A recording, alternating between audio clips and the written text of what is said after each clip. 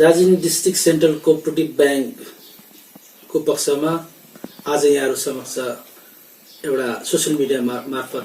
तपाईहरुसँग भेटघाट गर्ने एउटा सोचिरहेको छु र यहाँहरूलाई यो अहिले जुन कोभिड-19 पेन्डेमिकले जुन हाम्रो दार्जिलिङ विश्वलाई नै जुन असर पारेको छ र यसले हाम्रो दार्जिलिङ पहाडका कालेबुङ दार्जिलिङ जिल्लाका कृषकहरूलाई पनि यसले असर नपारी छाडेन र यसमा हामी प्रत्येक संस्थाको आफ्नो दायित्व र अभिभार रहेको छ र Darjeeling district central cooperative bank अधीनस्थ विभिन्न सहकारी समितिहरू विशेषतः दार्जिलिङ डिस्ट्रिक्ट सेन्ट्रल कोअपरेटिभ ब्याङ्कको अधीनमा हाम्रो कृषि अकृषि दुई थरीका सहकारी संस्थानहरू छन्, आबद्ध छन् र आज म यहाँहरूलाई कृषिसँग संलग्न जसलाई हामी प्याक्स भन्छौं सहकारी कृषि उन्नयन समिति उहाँहरूलाई केही सन्देश दिन गइरहेको छु र यस वर्ष जुन कृषि सम्बन्धी हामीले जुन सालिन जुन प्रकारले ऋण वितरण गर्छौं र यस वर्ष पनि हामीले जनवरी महिनादेखि हामीले विभिन्न फसलमा विशेष गरी हामीले पहाडमा दुई पहाडी जिल्ला दार्जिलिङ र कालेबुङमा हामीले अदुवामा इस्कुसमा जुन प्रकारले ऋण वितरणहरू गर्यौं कृषकहरूलाई कृषि गतिविधिलाई अगाडि बढाउनका निम्ति र अहिले आएर जुन सरकारको दिशानिर्देश अनुरूप यहाँहरूले प्रत्येक हाम्रो करिबन 65 वटा सहकारी समितिहरू छन्, कृषि सहकारी समितिहरू छन् र ती कृषि सहकारी समिति अधीनस्थ जुन हाम्रो एरिया अफ अपरेसन छ त्यस अन्तर्गत धेरै मानिसहरू अझै पनि हाम्रा केसीसी कार्ड जो किसान क्रेडिट कार्ड भनिन्छ जस मार्फत चाहिँ विभिन्न ऋणहरू दिइन्छ र कृषि सम्बन्धी र यो ती कृषकहरूलाई पनि आबद्ध गराएर उनीहरूलाई पनि संलग्न गराएर जुन सरकारले सबैलाई लिएर जुन कृषि गतिविधि गर्नुपर्ने जुन दिशानिर्देश छ र हाम्रो सहकारी अभियानको पनि त्यही लक्ष्य रहेको छ समाजको सबै वर्गलाई लिएर र अहिले हामीसँग आबद्ध 65 वटा जुन कृषि उन्नयन समितिहरू प्याक्सहरू छन् ती अन्तर्गत करिबन हाम्रो अहिलेसम्म 10,000 सक्रिय सदस्यहरू छन् भने र अब जुन यो सप्ताहदेखि जुन सबै कृषि सहकारी समितिहरूलाई हामीले सरकारबाट पनि सम्बन्धित जिल्ला अधिकारी खण्ड विकास अधिकारी मार्फत अथवा एग्रिकल्चर अफिसरहरू मार्फत जुन विभिन्न ब्याङ्कहरूलाई जुन एउटा दिशानिर्देश दिएको छ सबै कृषकहरूलाई केसीसी अन्तर्गत सदस्यता लिनुपर्ने र हाम्रो अझ ठूलो दायित्व रहेको छ र सहकारी कृषि उन्नयन समिति विभिन्न जो हामी दार्जिलिङ डिस्ट्रिक्ट सेन्ट्रल कोअपरेटिभ ब्याङ्कसँग आबद्ध छन् उहाँहरूलाई म बोर्ड अफ डाइरेक्टर तथा प्रबन्धकहरू जो हुनुहुन्छ जो गाउँ गाउँमा ग्राम पञ्चायतमा यहाँहरूले काम गरिरहनु भएको छ उहाँहरूले म अनुरोध गर्न चाहन्छु उहाँहरूले आफ्नो क्षेत्रका सबै कृषकहरूलाई यो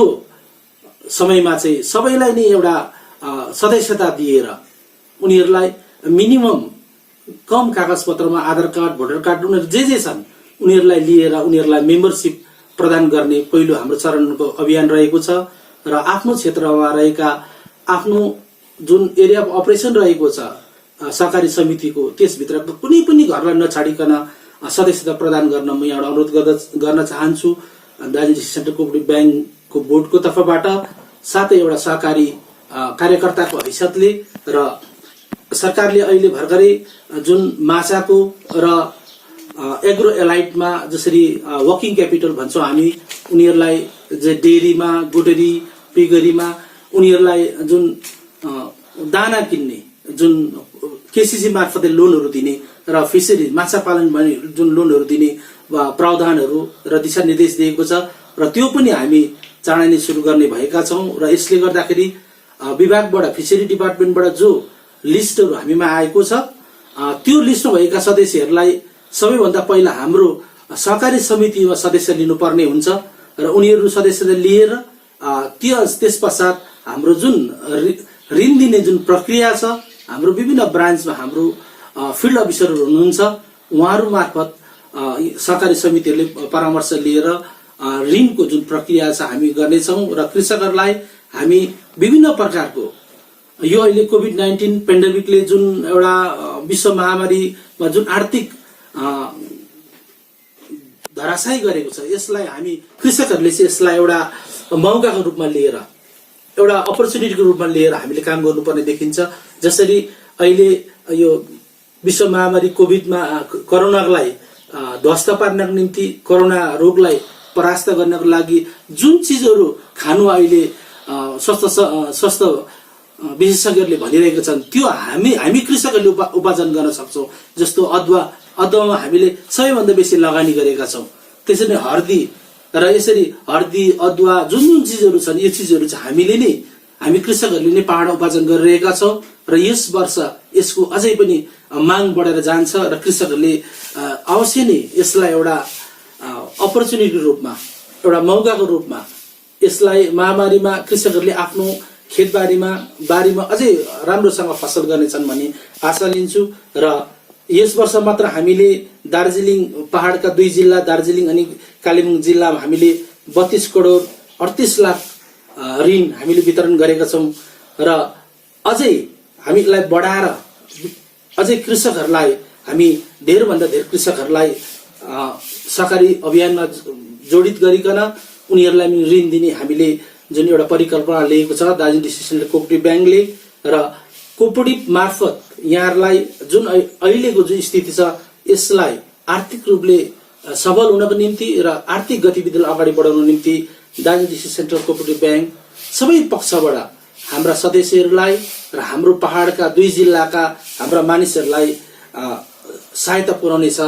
विभिन्न ऋण मार्फत भनी म यहाँबाट यहाँहरूलाई भरोसा दिन चाहन्छु र जानकारी पनि गराउन चाहन्छु। र विशेष गरी म जति पनि प्याक्सका हाम्रा प्रबन्धकहरू छन्, प्याक्सका कार्यकर्ताहरू छन् र विभिन्न सहकारी समितिका बोर्ड अफ डाइरेक्टर हुनुहुन्छ,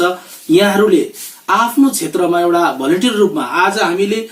मानिसहरूलाई इन्स्ट्यान्ट रिलिफहरू दिइरहेका छन्। कतिले चामल दिइरहेछ, कसैले के दिइरहेको छ, त्यो पनि ठिकै कुरो हो। तर त्योभन्दा ठुलो कुरो चाहिँ एउटा लङ भिजन लिएर